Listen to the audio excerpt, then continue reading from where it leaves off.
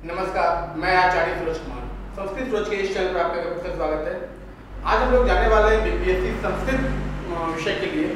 जो हम लोग पढ़ेंगे, क्या सिलेबस रहेगा, क्या पढ़ना चाहिए 9 और 10th के लिए। 9 और 10th यानी हाई स्कूल के शिक्षकों को संस्कृत विषय में क्या पढ़ना है बीपीएससी अध्यापक परीक्षा में, इसके सिलेबस के बारे में चर्चा करेंगे।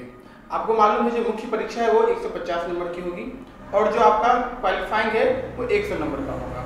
ये चीज़ आप जानकारी रखते हैं। 100 में 30 नंबर आपको लाना है क्वालिफाई करने के लिए। और जो मुख्य परीक्षा है यानी जो सब्जेक्ट आपका है उससे 100 अंकों का प्रश्न पूछा जाएगा और बाकी 50 जो आपका जनरल अवेयरनेस है। तो इसमें 100 अंक संस्कृत वालों के लिए सिलेबस मैंने तैयार किया हुआ। 100 अंकों के लिए आपको क्या क्या पढ़ना है, 100 अंक के लिए आप क्या क्या पढ़ेंगे, मैंने उसको लिखा है।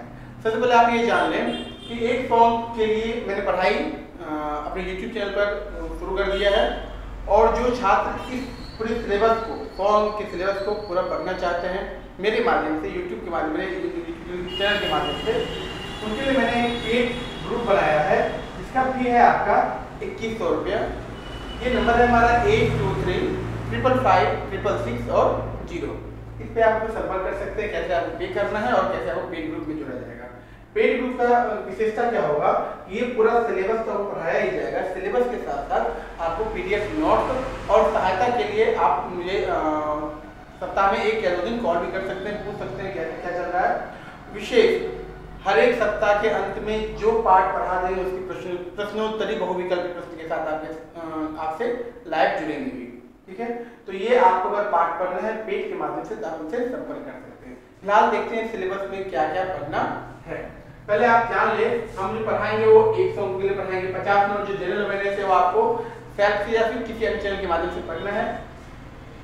सबसे पहले नवम एवं दशम वर्ग स्तरीय, क्योंकि जो आपका सिलेबस दिया है वो अस्पष्ट नहीं है और अस्पष्ट होने के कारण सिर्फ ये दिया है कि नवम एवं दशम वर्ग स्तरीय आपका पाठ्यक्रम रहेगा और उसमें जो कठिनाई का स्तर रहेगा वो आपका न्यूनतम आर्तान यानी स्नातक स्तर का आपका कठिनाई स्तर रहेगा।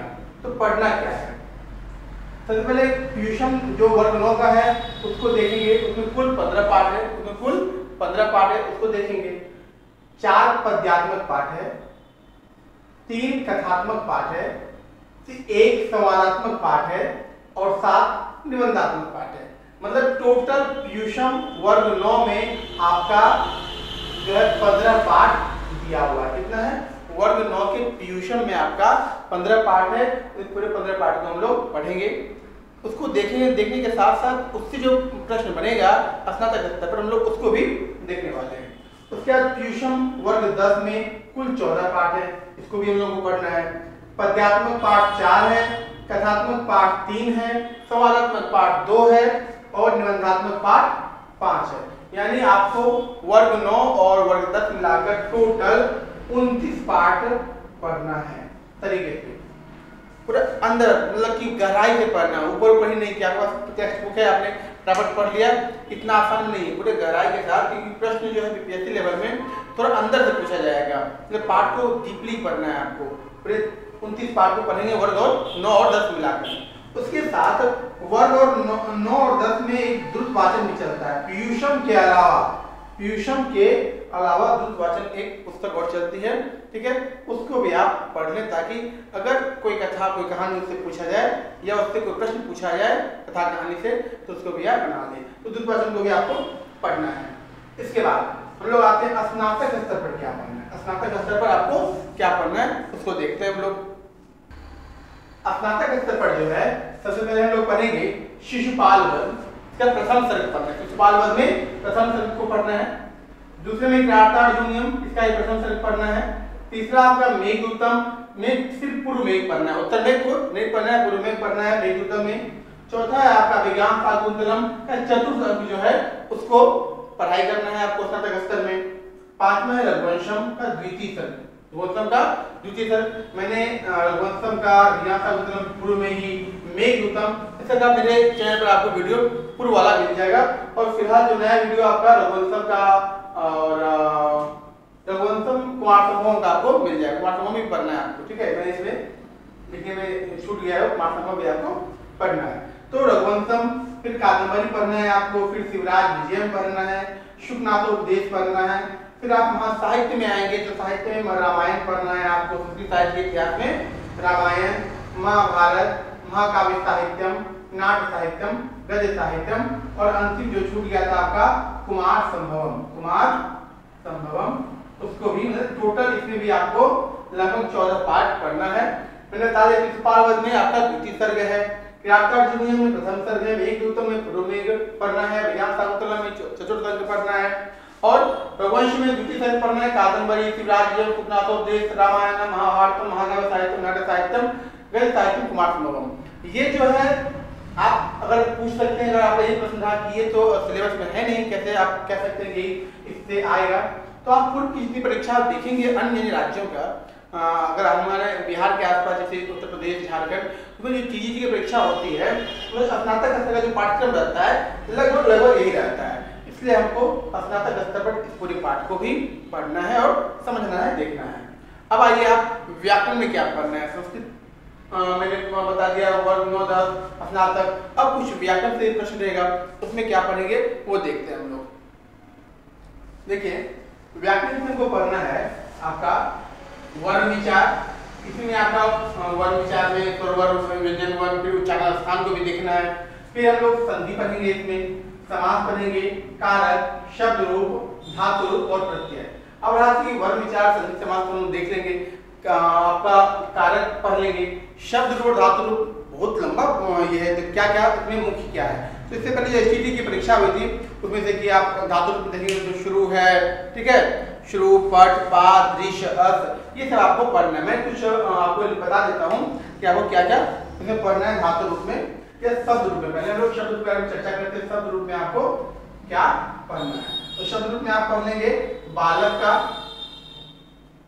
लता का, नदी, फलम, मति, अस्मद और युष्मद, ये आपका शब्द रूप मुख्य रहेगा, इसको आप देख लेंगे। अस्मद युष्मद से प्रश्न पूछा जाता है, एक बात ध्यान रखिए, अस्मद युष्मद में हमेशा प्रश्न पूछा जाता है। और ये बालक का, लता, नदी, फलम, मति, ये सब आपको शब्द रूप याद रखना है या याद कर ही लेना है, पढ़ना है, अभ्यास करना है। उसके बाद हम लोग आते हैं धातु रूप में क्या पढ़ना है हमको। धातु रूप में हम लोग क्या पढ़ें, तो धातु रूप में हम लोग पढ़ेंगे आपका पठ, पा, दृश्य, अस, क्री। पठ पढ़ेंगे हम लोग, दिख रहा है आप लोगों को, पठ, पा, दृश्य, अस, फिर क्री धातु, फिर आपका पिछले वर्ष जो 19 की परीक्षा हुई थी एसटीटी की, उसमें श्रु धातु संबंधित प्रश्न था, तो श्रु धातु वगैरह आपका ग्रह, हण, सेव, ये सब हम लोग पढ़ेंगे। फिर उसी प्रकार प्रत्यय पढ़ेंगे हम लोग, कर्ता प्रत्यय, ल्यप, तून, अप प्रत्यय, कटु और क्षत्रिय और सांस को हम लोग पढ़ने वाले हैं। व्याकरण भी आपका ये है। तो ये आपका संपूर्ण सिलेबस है 100 नंबर संस्कृत अध्यापक बनने के लिए, मतलब कि 150 में मैंने 100 का कवर किया, 300 के लिए आपको ये पूरा पढ़ना है। फिर से बात देख लें आप, जो क्या क्या पढ़ना है आपको। ये पूरा है आपका नवम दसम वर्ग, स्नातक स्तर और व्याकरण में क्या क्या पढ़ना है, ये आपने बता दिया। इस पूरे पाठ को YouTube चैनल संस्कृत से पढ़ाया जाएगा। जो व्यक्ति पहले से पेड क्लास में जुड़े हुए हैं अच्छी बात है, जो नहीं जुड़े हैं और ये मेरे द्वारा आप चाहते हैं कि मैं इसको अच्छे से समझा के पढ़ाऊं और आपको इसका PDF नोट्स मिले, तो आप इस नंबर पर संपर्क करें, मेरे से बात करें और पेमेंट आप करने के बाद स्क्रीनशॉट लेके भेजें कि आपने पेमेंट डन किया है, मैं आपको पेड ग्रुप में जोड़ दूंगा। फिर मिलते हैं एक क्लास में। और जो मित्र अभी पेड ग्रुप वाले छात्र देख रहे हैं वो आज जान लें, आज लोग व्याकरण पढ़ने वाले हैं। रात के 9 बजे, प्रतिदिन रात के 9 बजे लाइव कक्षा चलती है। आप लोग जो नए जुड़े हैं वो भी जान लें, प्रतिदिन 9 बजे रात में लाइव कक्षा में जुड़ना है। जुड़ वही सकते हैं जो पेड ग्रुप के छात्र हैं। पेड ग्रुप के अलावा जो लोग हमारे वीडियो को देखना चाहते हैं, तो जैसे कि जो वीडियो आज लाइव वालों के लिए या पेड वालों के लिए प्रकाशित किया जाएगा, वही वीडियो को अगले 1 सप्ताह के बाद फिर आपको फ्री कर दिया जाएगा, पब्लिक डोमेन में आ जाएगा वो, उसको आप लोग देख सकते हैं। लेकिन PDF और नोट्स आपको सिर्फ पेड ग्रुप में ही मिलने वाला है। मिलते हैं वीडियो में, नमस्कार, धन्यवाद।